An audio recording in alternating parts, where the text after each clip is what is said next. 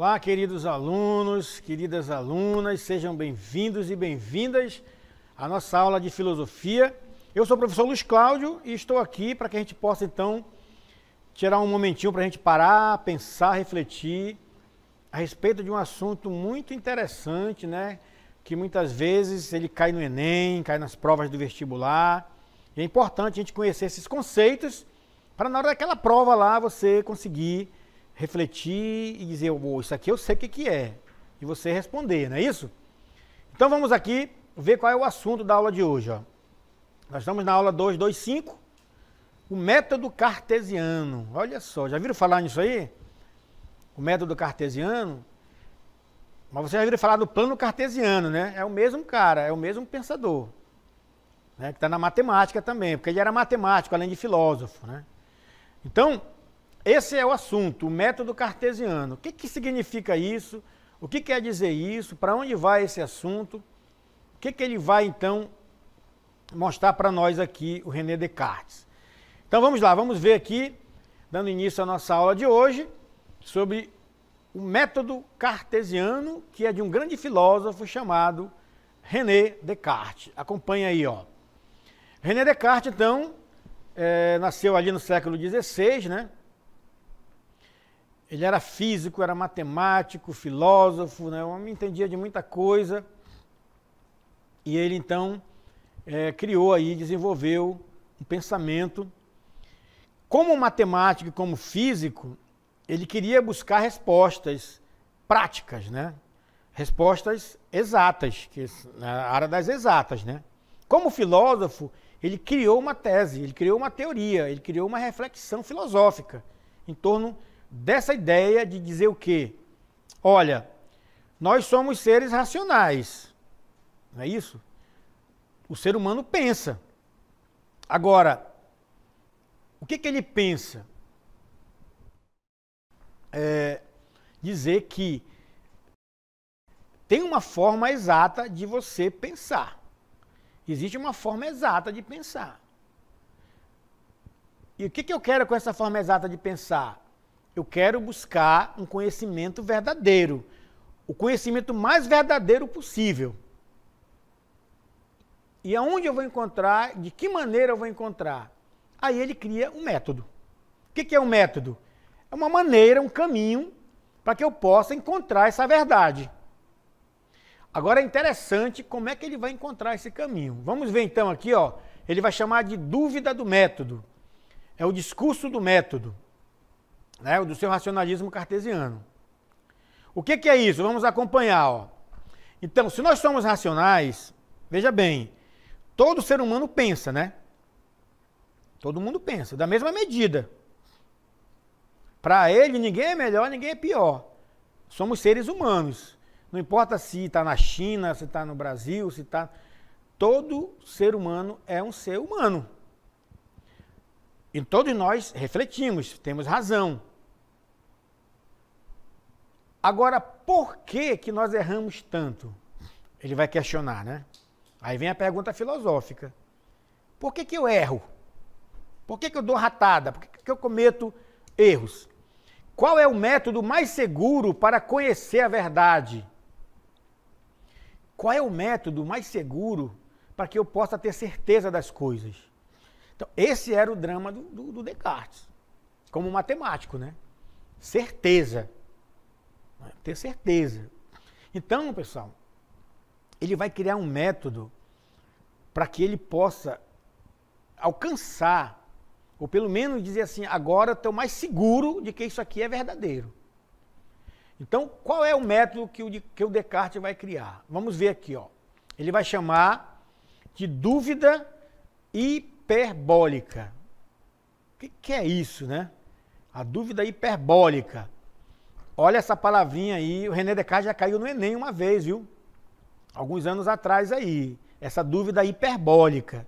Vem de hipérbole, né? Na língua portuguesa. O que é uma hipérbole? É um exagero. É um exagero. Então, ele vai dizer como método que a dúvida tem que ser exagerada. Eu tenho que duvidar de tudo. Esse é o princípio do racionalismo cartesiano. Duvidar de tudo. E o que é que eu posso colocar em dúvida?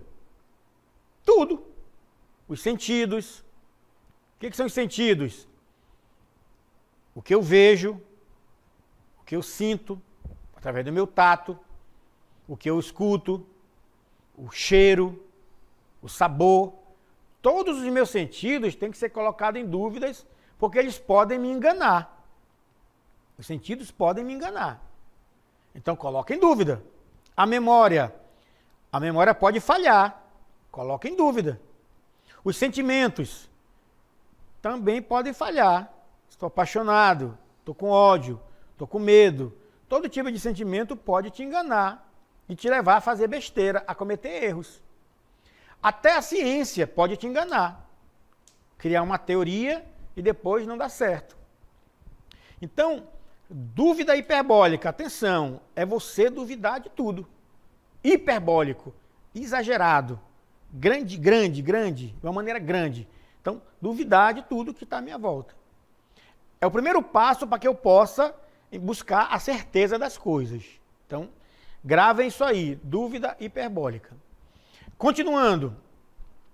Então, nós vimos que a dúvida de Descartes é uma dúvida metódica, né?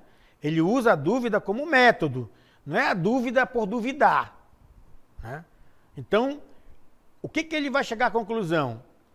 Que só tem uma coisa que eu não posso duvidar, que ele chama de cogito ergo sum, que é do latim, né? O que eu não posso duvidar? Segundo Descartes, hein? Eu não posso duvidar de que eu duvido. Agora, se eu duvido, quer dizer o quê? Que eu penso. E se eu penso, logo eu existo. Então eu não posso duvidar de que eu penso e nem posso duvidar de que eu existo. Então, quanto mais dúvida, mais ela se torna uma evidência de que sou um ser pensante. Então, quando vocês verem falar do cogito ergo sum, ou do cogito cartesiano, está relacionado com essa dúvida metódica, de que a dúvida que eu não tenho é que eu penso, eu existo. Então, o pensar e o existir são duas coisas características do ser humano. E eu só sei disso porque eu estou duvidando. Nunca perco o foco do método dele, é a dúvida, né? Para efeito de conhecimento de vocês, pode cair um texto lá na prova, né? Normalmente o Enem coloca um texto grande, né? Um suporte lá. Pode cair um texto dessa obra aí, ó, que chamado de O Discurso sobre o Método, que ele escreveu, né? É nessa obra que está tirando aí toda essa ideia da dúvida hiperbólica do René Descartes. Então, recapitulando, o René Descartes vai criar um método. Qual é o método que ele vai criar? O método de que eu tenho que duvidar. Por que eu tenho que duvidar? Porque tudo tudo me engana, né? Tudo me engana. Então eu vou colocar a dúvida como método, para a partir da dúvida eu começar a buscar os fundamentos da verdade que está por trás dessa dúvida. E aí eu me sentia mais seguro, já que ele era matemático, ele queria a certeza das coisas. Voltando então, o discurso do método, vamos ver. Como matemático, como das exatas, ele queria um método universal. O que quer dizer um método universal? Que servisse para todos os tempos e lugares, né? Então, um método que fosse aplicável a todas as ciências, todo o conhecimento. O que ele vai fazer? Ele vai dizer, bom, mas como é que eu vou trabalhar então agora, já que eu criei essa dúvida aí? Tá bom, vamos duvidar, pessoal. Mas só duvidar por duvidar, mas como é que eu posso chegar à conclusão de que algo é verdadeiro? Aí Descartes colocou essa questão, né? Como? Como fazer isso?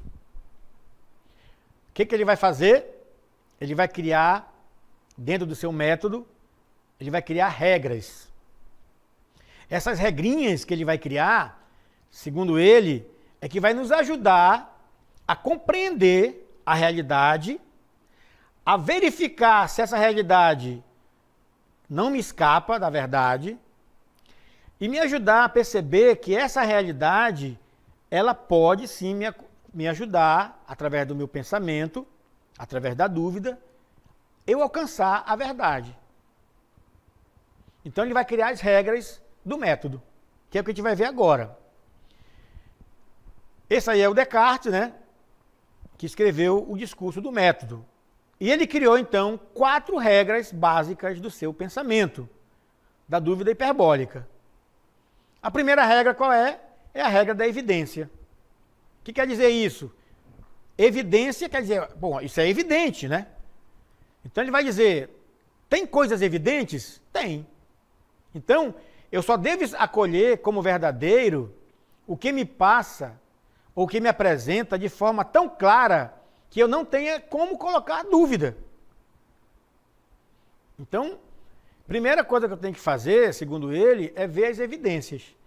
Ah, eu escutei alguém falar, eu li no WhatsApp, né? Mas que evidência você tem que aquilo é verdadeiro? A primeira regra, primeiro busque as evidências. Busque os fundamentos. Não vai reproduzir algo porque você erra muito, nós erramos muito.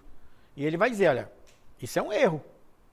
Então, busque primeiro as evidências. Tem evidência? Ah, fulano estava traindo a mulher. Você viu? Fulano levou, ele que roubou o cachorro. Você viu ele levando o cachorro? Evidência, entendeu? Evidência. Segundo ponto, segunda regra, é a regra da análise. Bom, já coloquei em evidência, agora eu vou analisar. Eu vou dividir cada dificuldade em parcelas menores para eu poder resolver por partes. Então, se eu estou com uma evidência ali, agora eu vou analisar. Bom, vamos ver, né? Vamos pegar as partes aqui. Ele roubou o cachorro. Tá ali. Tem um homem, tem um cachorro, tem o dono do cachorro, né? Então tem várias coisas, tem testemunhas que viram, tem. Então, vamos analisar agora os fatos. Análise, né? Então ele vai dividir. Né? Vai dividir. O que diz o dono do cachorro? O que diz a mãe do que está acusado de roubar o cachorro? Então vamos analisar, vamos dividir aqui as ideias, para ver, né, buscando a certeza das coisas. Terceira regra, vamos lá. Ordem. Agora sim, agora que eu fui para a evidência, fiz a análise, eu devo deduzir meus pensamentos por ordem, começando pelos mais simples até chegar aos mais complexos. Né? Então, a mãe diz uma coisa, o dono do cachorro diz outra, o cachorro não diz nada, que ele não fala, mas tem testemunhas, então vamos analisar aqui, colocar em ordem a coisa aqui. Né? Então, vamos pegar o mais simples. O que é o assunto mais simples? É ouvir as partes. Os mais complexos, né? É ouvir pessoas que viram, como é que foi tudo isso. Tem câmera por perto e tal. Ordem, colocar tudo em ordem. E aí vem a quarta regra, que é a última regra que ele cria, né? Que é a enumeração. Agora eu vou fazer o quê? Eu vou fazer a revisão de tudo que eu fiz, que eu analisei, para que eu tenha certeza de que nada foi omitido. Ouvi tudo, peguei tudo, realmente o garoto via as câmeras, tal, realmente o garoto roubou ou levou o cachorro do outro lá. Porque ele gostava muito de cachorro, achou o cachorro bonitinho, e se encantou pelo cachorro e levou. Pronto, chegamos à verdade. Isso é um exemplo para entender como que Descartes pensou. E para finalizar aqui, só para a gente visualizar melhor, de uma maneira mais agora global, tem esse gráficozinho aí, ó. Essas são as 4 regras do método cartesiano. É como se fosse um funil. O que passar de dentro do funil são as evidências. Lá, você vai fazer o quê? Vai fazer o primeiro ponto, que é a divisão das evidências. Depois, o terceiro ponto, colocar em ordem, né? A evidência, a análise, a ordem.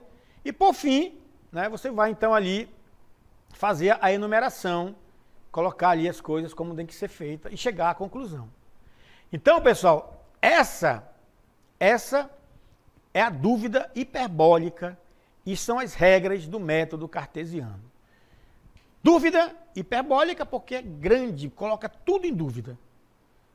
E depois, segundo ele, siga essas regras que você vai se aproximar mais da verdade. Entenderam? Tudo bacana? Então vamos agora para a nossa DLI.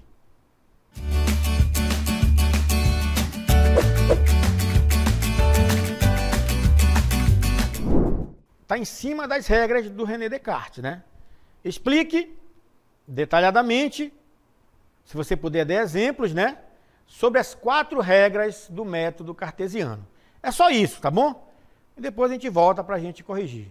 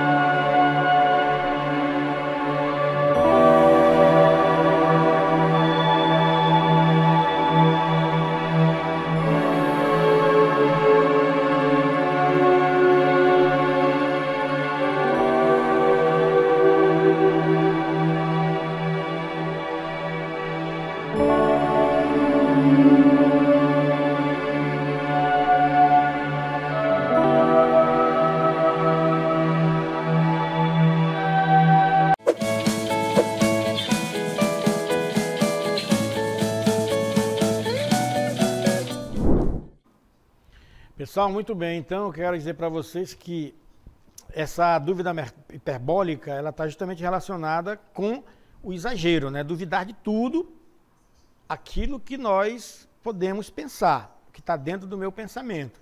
Então, ele vai trabalhar, então, para criar um método, ele vai dizer, olha, dá para você pensar e colocar em dúvida. Agora, como, né? Aí ele vai criar as regras, que é a pergunta que eu fiz para vocês, né? Quais são essas 4 regras? Então, vocês nunca esqueçam, né, que ele está buscando o conhecimento mais próximo da verdade, não é isso? Então, quais são as regras que ele vai colocar? Vamos ver aí, ó, nossa resposta, porque nós temos aí, ó, a evidência, a primeira regra, né? Jamais acolher alguma coisa como verdadeira que eu não conheça, evidentemente, como tal. Então, evidência mesmo, é a palavra que a gente conhece. O que é ser evidente, né? Isso está evidente para mim, está claro para mim. Então, por René Descartes, nós temos que buscar aquilo que é mais claro possível para ele. Depois, a regra da análise, da divisão. Dividir cada uma das dificuldades em tantas parcelas quanto possíveis. Esses conceitos, parcelas, né, divisão, vocês podem ver que é da matemática, né? Porque ele era matemático. Então, ele vai pegar e vai dizer, olha, nós podemos pegar um pensamento e dividir esse pensamento em partes, né? E aí sim buscar resolvê-la da melhor maneira possível. Porque quando eu divido, eu vou poder analisar parte por parte, né? Aí fica mais fácil para mim entender. Quando eu divido, uma coisa é grande, aí eu vou dividir parte por parte. Aí eu entendo melhor, né? E depois que vem a terceira regra, né? Que é a síntese, né? Que é justamente isso, ó. Colocar em ordem toda isso que eu esfacelei aí. Então, eu começando pelo mais simples até os mais difíceis, o mais complexo. É isso que ele vai dizer. Sempre na nossa vida, no nosso pensamento, tem coisas que são mais simples de resolver e tem coisas que são mais complicadas de resolver. A sugestão dele nessa síntese é que a gente comece pelo mais simples e depois a gente vá para o mais complexo, para o mais difícil. Tá bom? Então, a partir dessas regras, ele vai então conduzindo aí a busca da verdade. E a última é a enumeração. Então, você já fez, é evidente? Tá claro para mim? Tá claro para mim. Então, eu vou agora o que? Analisar. Analisei tudo direitinho. Vou fazer uma síntese de tudo isso que eu analisei e agora eu vou enumerar. O que é isso? Fazer em toda parte a enumeração tão completas e revisão geral. Então, é a tal da revisão, né? Analisei tudinho, papapá. Agora eu vou fazer uma revisão para ver se não faltou nada, se está tudo certinho, né? Fazer um muro, comprar tijolo, cimento. Está faltando nada? Não, então vamos fazer. Então é isso que ele diz, né? Organizar tudo, fazer a revisão geral, e aí a minha consciência, estou falando da consciência, do pensamento, né? Da dúvida. Aí eu vou ter menos dúvida, que é o que ele quer, né? Buscar não ter muita dúvida. Por isso que ele cria o método da dúvida, né? Duvidar para buscar diminuir a minha dúvida das coisas. Beleza, pessoal? Entendido? Então, parabéns aí para vocês, né? Vamos então aí aguardar que nós vamos ter depois aí, em outros dias, né? Próximas aulas com outros assuntos muito interessantes, tá bom? Então, valeu!